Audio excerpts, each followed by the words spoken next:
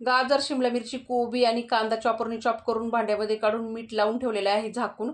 आता इथे आहे ना रवा घेतलेला आहे 1 वाटी मिक्सरला फिरून. आता त्यामध्ये मी थोडंसं बटर आणि थोड्या पाण्याचा वापर करून घट्टसर पीठ मळून रेस्ट करायला ठेवलेलं आहे.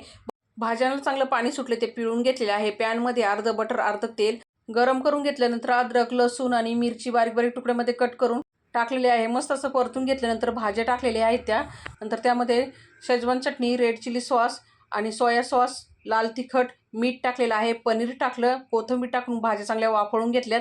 आता इथं मिश्रण तयार झाल्यानंतर आहे ना पीठ पण भिजलेलं आहे. एक लाटी लाटून आहे ना वाटीने अशी कट करून त्याच्यामध्ये आहे ना मिश्रण भरून घेतलं आपण जे बनवलेलं आहे आणि मोमोजचा शेप देऊन घेतलेला आहे.